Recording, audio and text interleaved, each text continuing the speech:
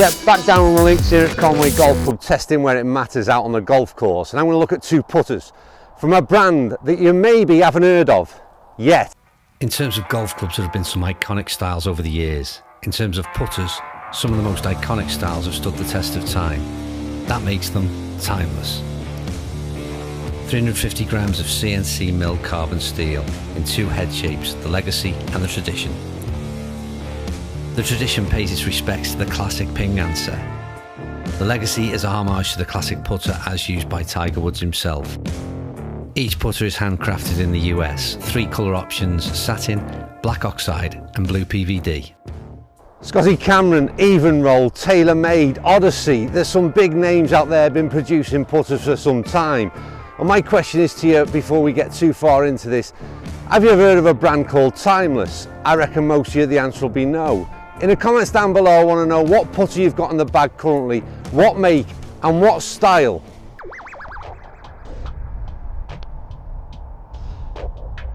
Ooh, just raced it by the left hand side.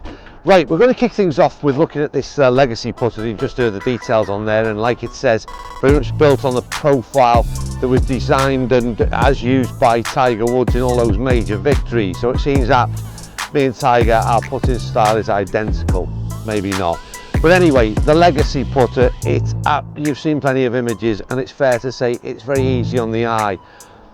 From a personal perspective, what I like is they've stripped it right back in terms of no markings or very minimal markings. You've got this Timeless logo on the back side and on the front. Other than that, nothing on the sole whatsoever. You've seen again the way that edge is chamfered on both heel and toe, and then the flat bottom through the middle. Like I said, very simplistic but a very good looking putter.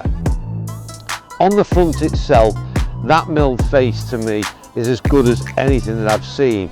The accuracy in the design, the engineering, the precision of the engineering in that milled face again looks absolutely stunning.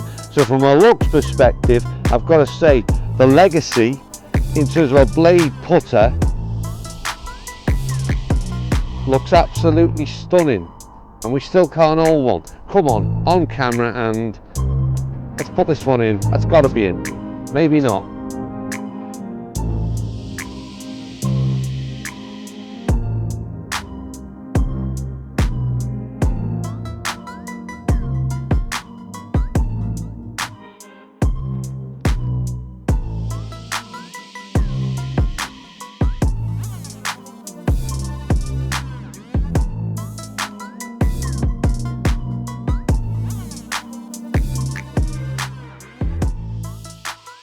Yeah, you very soon understand where this sort of Timeless name comes from. They've created two absolute classics, and the Tradition, as you've seen there, very much in the homage to the ping answer putter, and they've created an excellent version of it. It's superb.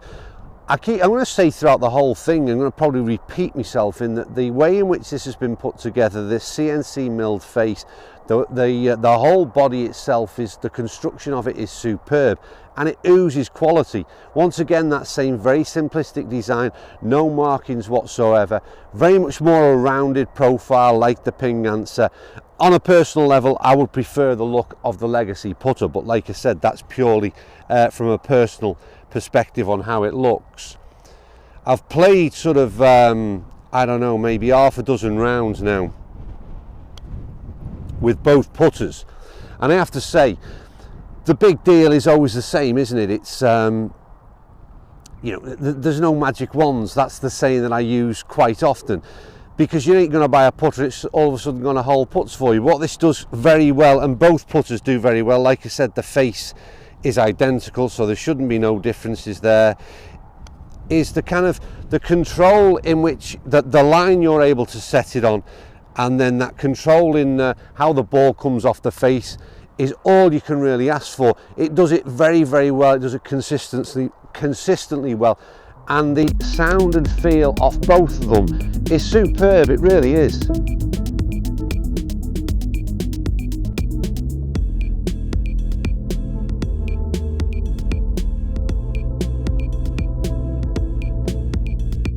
If you are new to the channel, then I am the average golfer, and I create plenty of content in terms of club reviews and also do a fair bit of travel content that is obviously golf related. So If you haven't done already, please consider hitting that subscribe button. And if you like this video, maybe give it a like. Go on then.